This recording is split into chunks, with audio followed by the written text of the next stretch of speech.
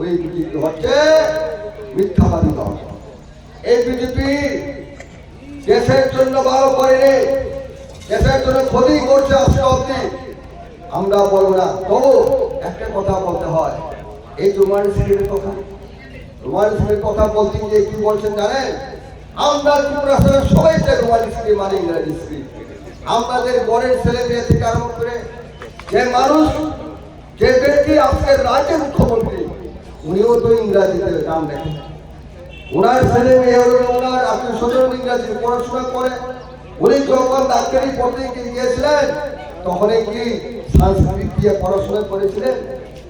উনিকে সংস্কৃত অক্ষর দিয়ে পড়াশোনা করে ডাক্তার হয়েছে?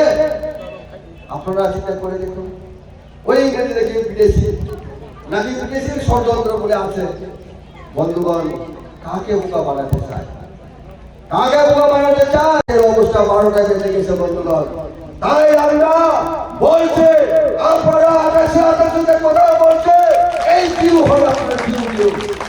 আজকের দিনে দাঁড়িয়ে আমরা বলছি 28টার মধ্যে আমরা তো 28টা বলবো না, দুই একটা আমরা হাতে রেখে আমরা বলছি আজকের দিনে মহারাজার নেতৃত্বে 2026 সাল এই সাধারণ নির্বাচনে আমরা গণতান্ত্রিক পরিবেশে লড়াই করে 28টার মধ্যে 25টা আসন নিয়ে পুনরায় আমরা ক্ষমতায় দখল করব।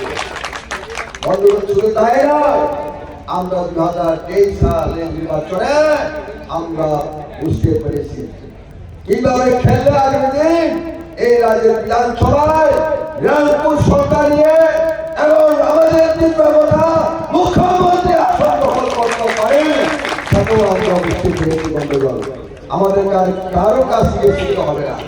মহারাজা পরিষ্কার ভাবে বলছে, আমি মুখ্যমন্ত্রী আসনে আজ আমি 2028 সাল বিধানসভা নির্বাচনে লড়াই করে সেখানে আমি যাবো।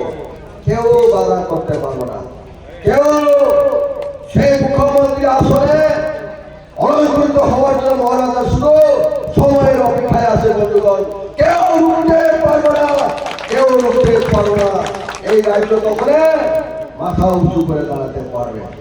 অতীতে আমরা দেখেছি হিন্দু, মুসলিম, বৌদ্ধ, জৈন, খ্রিস্টান সকল ধর্মাবলম্বী নিয়ে এই রাজ্যে হাজার হাজার বছর ধরে রাজ শাসন চলেছিল। বন্ধুগণ, সেইভাবে আগামী দিন আজকের দিন আমরা দেখেছি দেশে শুধু হিন্দু মুসলমান দাঙ্গা বাঁধানোর জন্য ষড়যন্ত্র।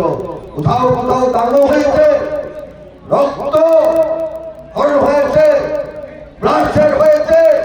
আগামী দিন মহারাজার নেতৃত্বে আমরা ক্ষমতা আসার পরে তাও ভয় পেতে হবে না। সমস্ত জনবলবী জনগোষ্ঠীরা মাথা উঁচু করে দাঁড়াতে পারবে। যার যার ক্রম, যার যার বিশ্বাস, সেটা আপনারা আরো মাথা উঁচু করে আমাদের সেই ক্রমকে আরো রক্ষা